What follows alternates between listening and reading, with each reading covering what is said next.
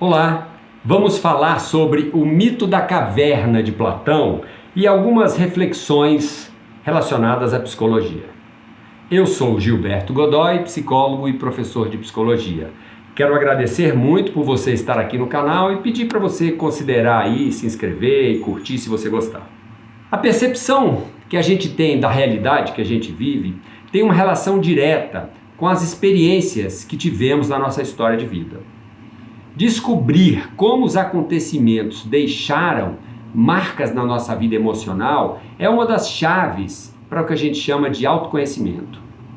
Existem inúmeras interpretações e reflexões que são feitas a partir aí do mito da caverna de Platão. Eu vou traçar aqui algumas ideias que podem ser úteis à luz da psicologia. Platão, um dos principais pensadores da história, referência a 2.400 anos, discípulo de Sócrates, ele deixou muitos ensinamentos importantes. Ele acreditava que a filosofia não era uma mera especulação abstrata da realidade, mas ela também era uma forma de ajudar a mudar a realidade das pessoas, a percepção das pessoas, ajudá-las a se libertar de uma vida medíocre para uma forma de vida mais realizadora. Entre os seus ensinamentos mais clássicos aí está o mito da caverna, uma história que faz sentido há mais de 2 milênios, afinal, a condição humana é mais previsível e constante em muitos aspectos do que a gente pode imaginar. Espero que você goste, confira.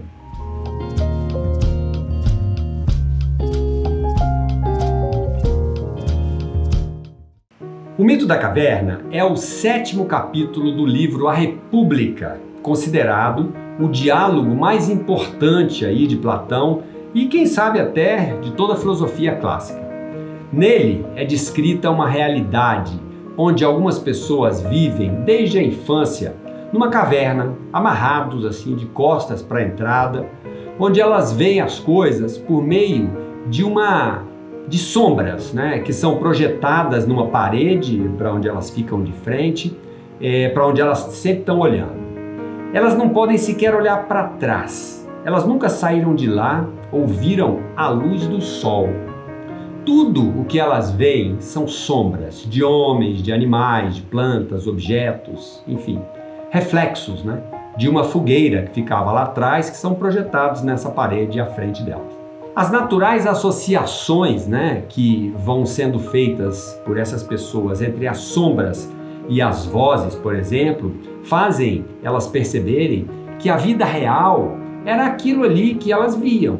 O que elas enxergavam não era a realidade dos fenômenos, e sim a aparência deles.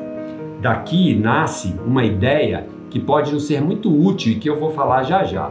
Aqueles habitantes assumem por realidade uma ilusão e veem as coisas de uma forma distorcida. Agora, imagine se um desses prisioneiros da caverna se liberta e olha para trás, por exemplo. Ele iria ver que aquelas sombras são, na verdade, projeções de alguma outra coisa, alguma realidade. Agora pense essa pessoa saindo da caverna e enxergando as coisas lá fora da caverna. Por nunca ter visto a luz do sol, talvez ela pudesse até ficar cega, né? Ou, quem sabe, aos poucos se acostumar com uma nova visão de mundo. Agora, imagine também essa pessoa voltando para a caverna e vendo seus amigos lá e tentando falar para eles, descrever para eles como que era a realidade, que não era apenas aquela sombra que eles viam. Consegue imaginar isso? Vocês conseguem perceber isso na nossa vida de uma forma mais abrangente, metafórica? Será que vemos e valorizamos as coisas e as pessoas de uma forma muitas vezes ilusória? E quando descobrimos que há outras realidades, é difícil mostrar aos outros o que a gente vê? Esse conjunto aí, né, de metáforas dessa história de Platão permite inúmeras interpretações e reflexões assim, muito bacanas. Eu chamo a atenção aí para algumas. Primeiro, algumas pessoas viram escravas das suas histórias, porque vivem numa caverna. Nunca puderam ver uma realidade diferente que está em volta delas. Eu lembro de um rapaz que eu atendi há uns 20 anos atrás, que dizia assim: eu vivi numa família que me ensinou a ser preconceituoso, pessimista e a precisar dos outros para me completar. Eu sempre me sinto inoportuno. Como dizia, Hermann Hesse no livro Demian, e aliás a gente tem um vídeo aqui no canal sobre esse livro, que é um livro interessantíssimo. Ele diz assim: quem quiser nascer tem que sair do ovo, tem que destruir o mundo. Isto é, embora não seja fácil, é preciso que a gente, às vezes, as pessoas saiam das suas cavernas, dos valores que nós fomos moldados, para descobrirmos o nosso verdadeiro caminho e o sentido das nossas vidas. Outra reflexão: não é fácil se despir da nossa história e colocar uma veste mais nova e mais realista.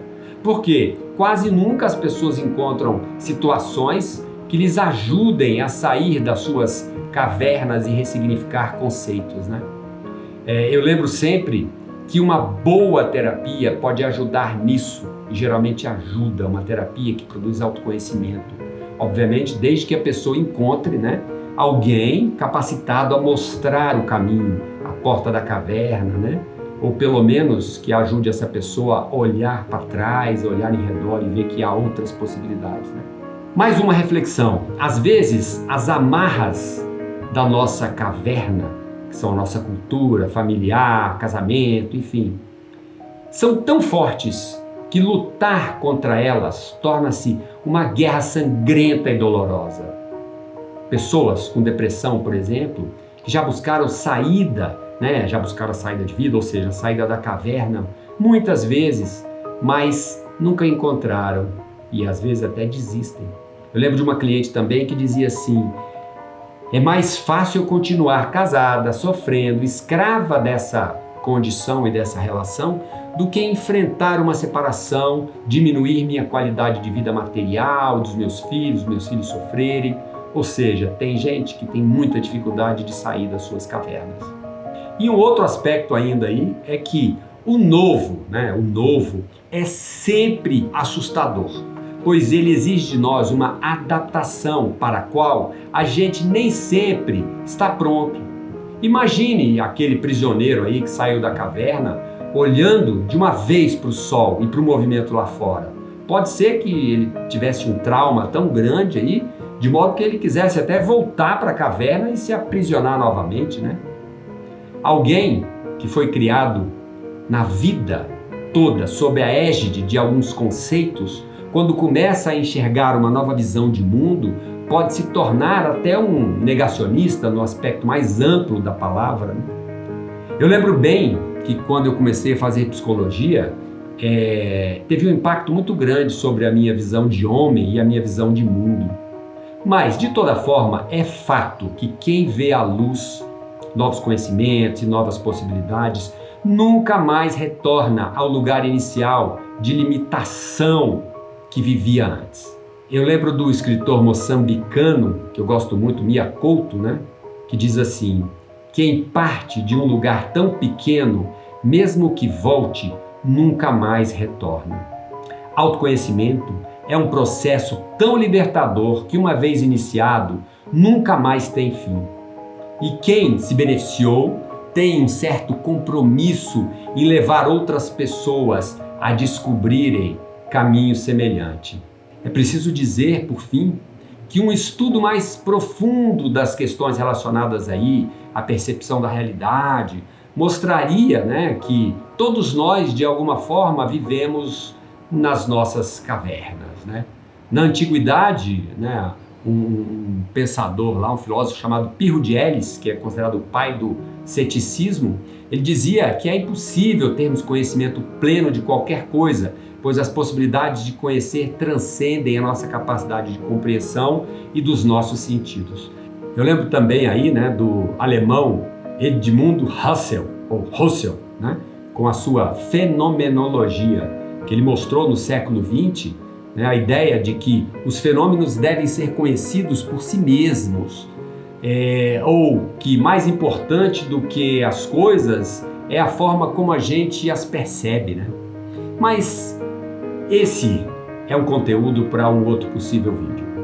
Agradeço muito por você estar aqui no canal e peço que considere aí curtir, compartilhar, dar um like, se inscrever no canal se você gostar. Por aqui ainda vem muito de psicologia, cultura e atualidades. Até breve, muito obrigado.